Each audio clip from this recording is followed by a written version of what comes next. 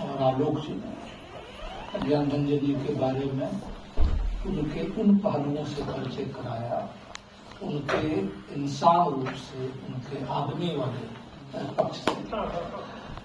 मित्रों, ज्ञान रंजन हिंदी के उन कुछ लेखकों में से हैं जिन्होंने बहुत कम लिखकर रचनात्मक रूप से जितना अधिक नाम कमाया।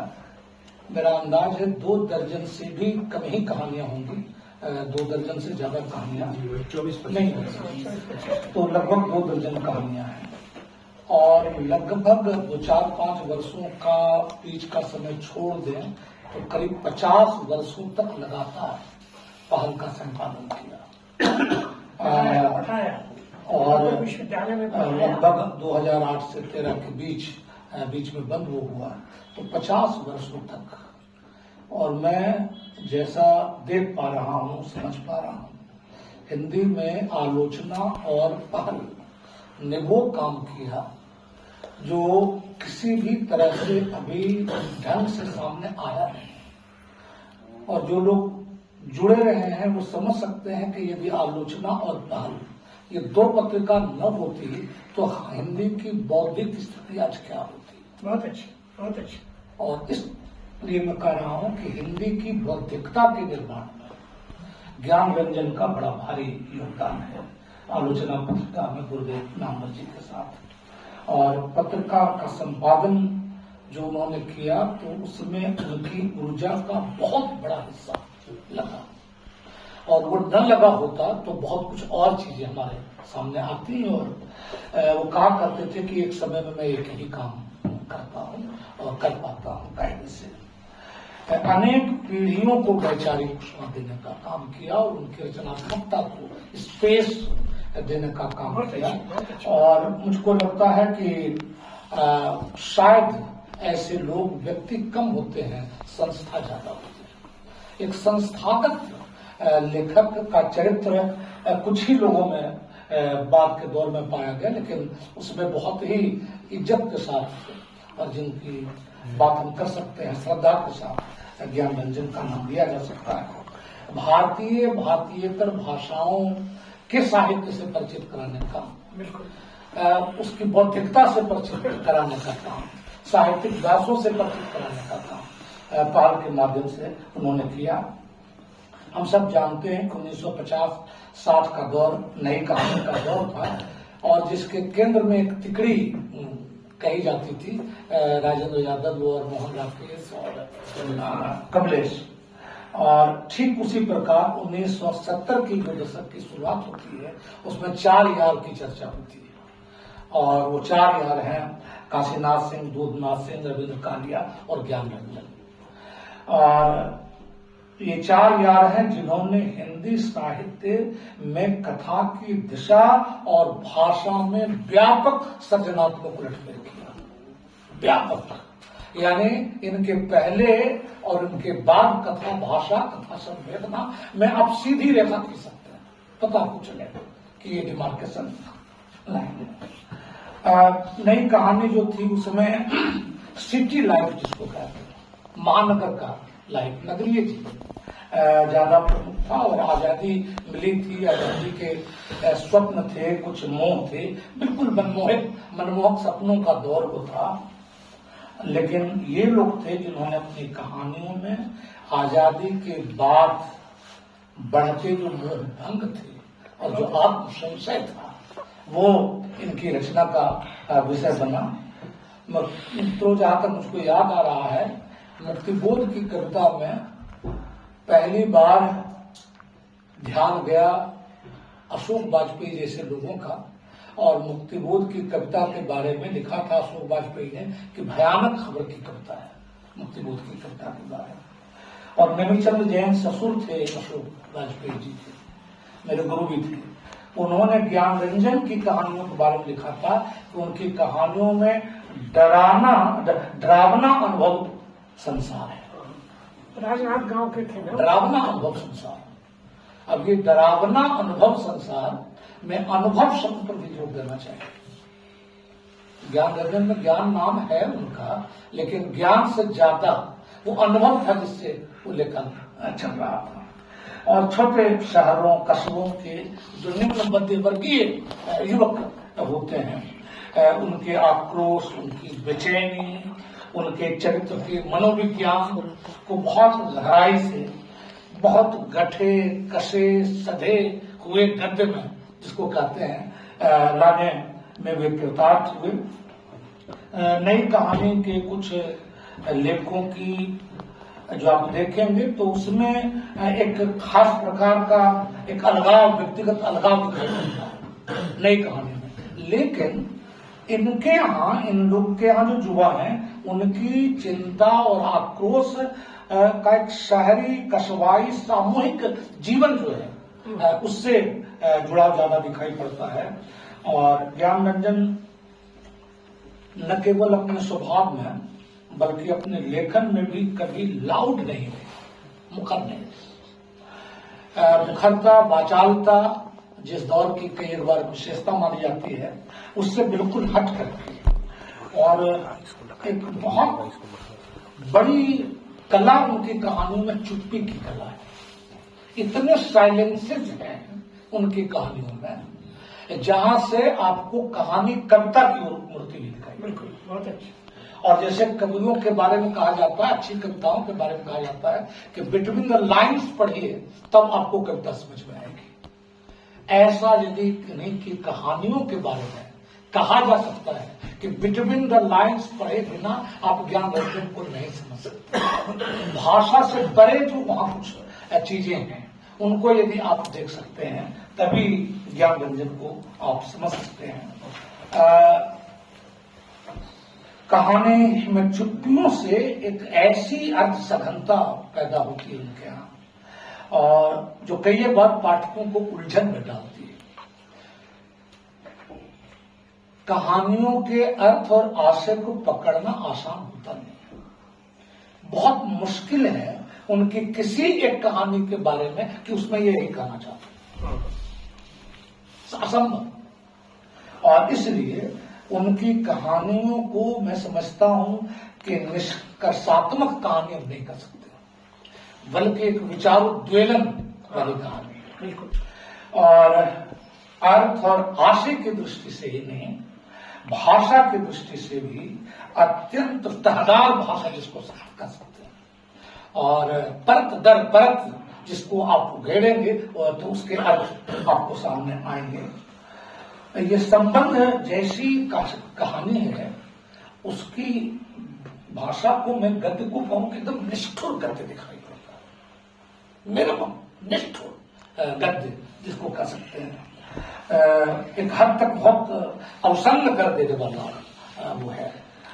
और इसी कहानी में एक जगह ये आता है और इससे ज्ञानरंजन और उनके दौर को समझने में मदद मिलती है।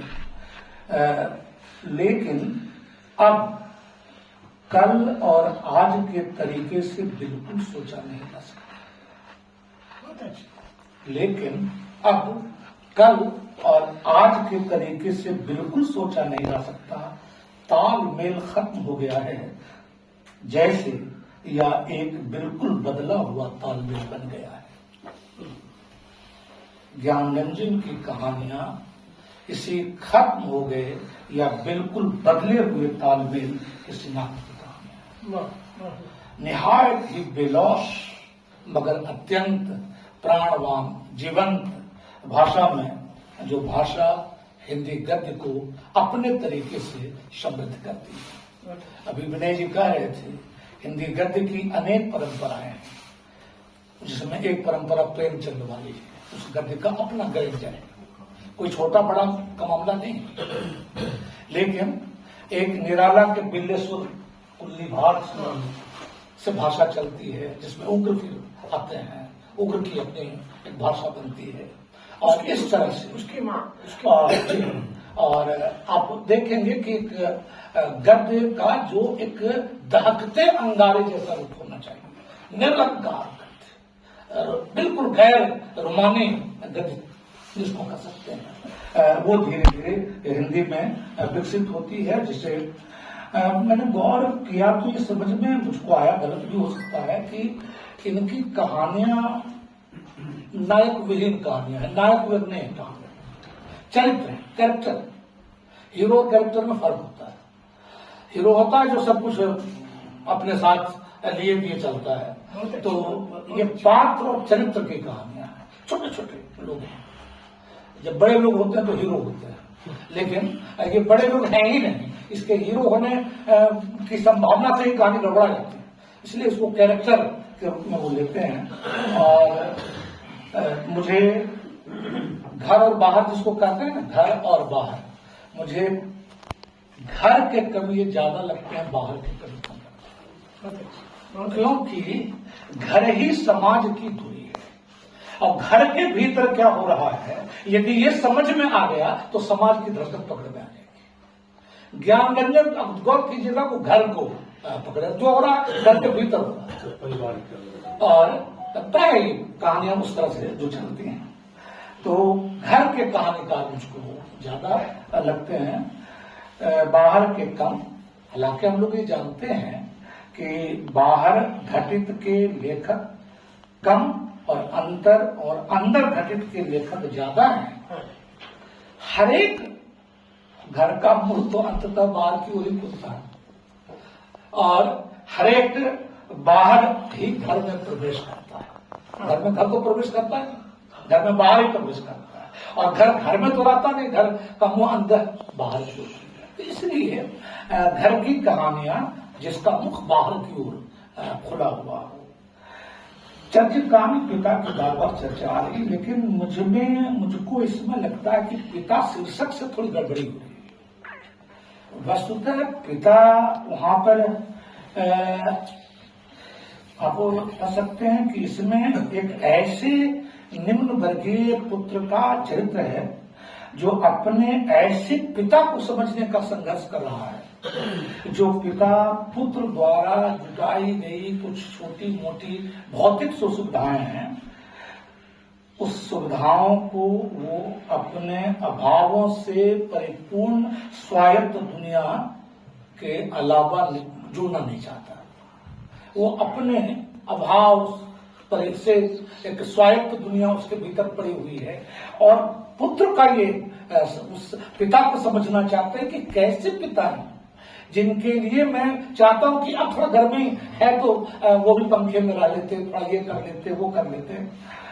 इसमें पिता से दुखी पुत्र के लिए जो पिता है, पिता से दुखी पुत्र है, उसके जो पिता हैं वो एक अद्भुत और विचित्र है, जिद्दी हैं। और पुत्र को ये एहसास दिलाने वाले हैं कि पिता तुम हमारा निषेध करते हो, तुम ढोंगी हो, अहंकारी हो, वज्र अहंकारी हो।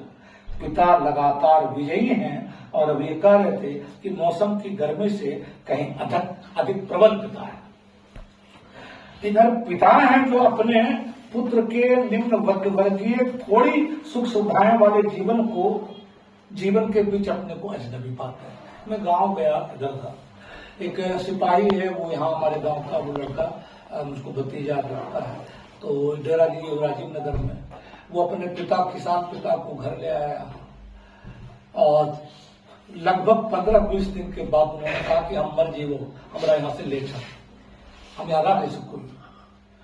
तो बोले कि आपकी तबीयत अब खराब हो जाती, बोले हम मरेंगे तो चाहे जो हो जाए, लेकिन हमको ले चलो। हमको खा रहे थे कि हम भागले वहां से, हम लोग सब कह जाए राजीव सब भागे, ठीक है ना। तो मुझको एक पिता सामने आए कि भाई वो जो एक इकोसिस्टम होता है उनके पिता, वो इकोसिस्टम यदि उसको पानी में नहीं, आप सोने के पानी में मछली को रखिए तो थोड़ी उसमें रहेगी मछली को पानी को चाहिए, वही उसके जीवन का रूप है। तो ये पिता की पीड़ा है और पुत्र की भी पीड़ा है, एक तरफा नहीं है, इसमें दोनों तरफ का संकट है। और मित्रों, घंटा है, बहिर्गमन जैसी जो कहानियां हैं जिनमें अर्थ की एक बहुस्तरीयता है, एक संश्लिष्टता उसको कह सकते हैं है। और घंटा कहानी में हमको यही लगा क्या ज्ञान रंजन किसी का घंटा बनने और किसी को अपना घंटा बनाने में कभी कोई रुचि नहीं है। और शायद उस कहानी में घंटा भी इसी अर्थ में है कि न हम किसी के घंटा होंगे और न कोई हमारा घंटा होगा, वो घंटा बनने से इनकार करता। घंटा का मतलब होता है कि हम जा रहे हैं तो हम बज रहे हैं, लग रहा है कि मैं आलोक धनुआ का घंटा हूं। ठीक है, हर एक आलोक धनुआ चाहता है कि घंटा हमारा हो,